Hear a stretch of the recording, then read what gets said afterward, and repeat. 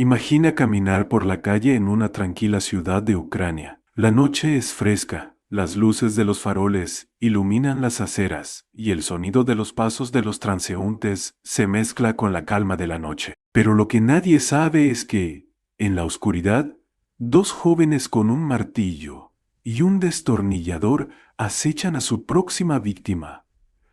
No se trata de una historia de terror ficticia, sino de uno de los casos criminales más perturbadores de la historia reciente, los Dnepropetrovsk Maniacs. Un crimen brutal, documentado en video, que horrorizó al mundo entero.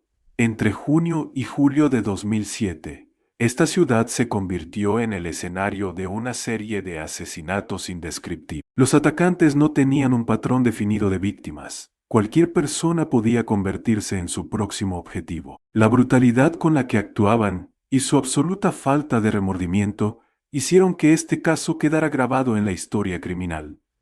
Lo más perturbador es que no solo cometían los crímenes, sino que los grababan. Uno de esos videos, conocido como 3 Guys, 1 Hammer, se filtró en internet y dejó en shock a todo aquel que tuvo la desgracia de verlo. ¿Qué llevó a estos jóvenes a convertirse en asesinos despiadados? ¿Cómo lograron aterrorizar a una ciudad entera antes de ser atrapados? Hoy te contaremos toda la historia detrás de los Dnepropetrovsk Maniacs. No, todo comenzó en junio de 2007, cuando estos dos jóvenes decidieron cometer su primer asesinato. Su modus operandi era simple, pero brutal. Elegían víctimas al azar. Las atacaban con martillos y destornilladores, y filmaban todo con sus teléfonos. No buscaban dinero ni venganza, solo la sensación de poder sobre la vida y la muerte. Lo más aterrador de estos crímenes era la total indiferencia con la que los perpetraban. Para ellos, el asesinato no era más que una forma de entretenimiento, una actividad macabra que grababan para su propio disfrute y el de un círculo reducido de conocidos. Durante más de un mes, dejaron un rastro de terror, asesinando al menos a 21 personas. Sus víctimas eran principalmente personas vulnerables, ancianos, indigentes y mujeres solas. No importaba el lugar ni la hora, podían atacar en un parque, en la calle o incluso cerca de sus propias casas. La policía no encontraba pistas claras, mientras los ataques se volvían cada vez más frecuentes. La falta de testigos y la rapidez con la que escapaban de la escena del crimen les permitía seguir con su ola de asesinatos sin levantar sospechas. El horror no terminaba con los asesinatos. Para los criminales, cada víctima era una oportunidad de perfeccionar su sadismo. Golpeaban a sus víctimas repetidamente, les causaban heridas fatales y, en algunos casos, prolongaban su sufrimiento para capturar el dolor en video. Uno de los aspectos más escalofriantes de estos crímenes era su aparente falta de emoción. No se trataba de crímenes pasionales ni de actos impulsivos. Todo estaba planeado con frialdad, desde la elección de la víctima hasta la forma en que la torturarían. Las autoridades comenzaron a notar patrones en los ataques. Las víctimas solían ser emboscadas en lugares poco transitados, sin posibilidad de defenderse o pedir ayuda. A medida que la cifra de muertos aumentaba, el pánico se apoderó de la población. ¿Quién sería el siguiente? ¿Cómo detener a estos asesinos invisibles que mataban por placer y parecían no dejar rastros? Lo que nadie sabía en ese momento es que el ego de los asesinos sería su mayor debilidad. Al documentar sus propios crímenes, sin darse cuenta, estaban dejando una de las pistas más importantes que los llevaría a su captura. Pero lo más escalofriante de este caso es que los asesinos grababan sus crímenes. Para ellos, no era suficiente matar.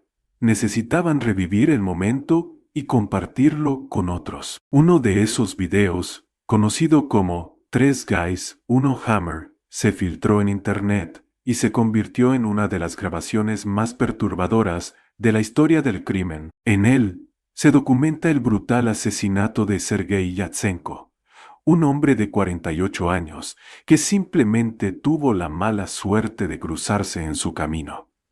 Sergei Yatsenko era un hombre común, con una familia que lo esperaba en casa. Había salido en su motocicleta y se detuvo a descansar en un lugar apartado, sin imaginar que sería el escenario de su cruel ejecución. En el video, se puede ver cómo los asesinos se acercan a él y sin previo aviso, comienzan a atacarlo brutalmente con un martillo y un destornillador.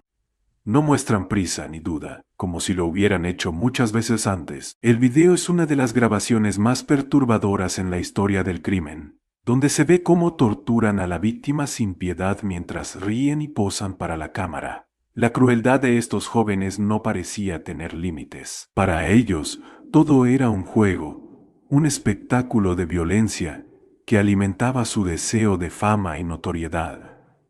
Los asesinos no solo documentaban sus crímenes, sino que parecían obsesionados con mejorar su técnica. En el video, se observa cómo prueban diferentes métodos de tortura, cómo experimentan con el sufrimiento de su víctima y cómo disfrutan cada momento.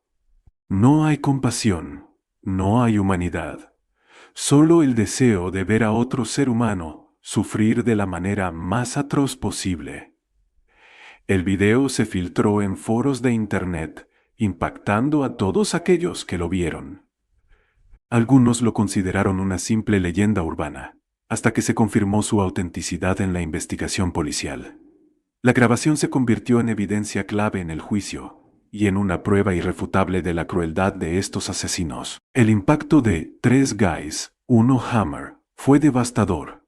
No solo expuso la brutalidad del caso, sino que generó un debate sobre el acceso a contenido violento en Internet.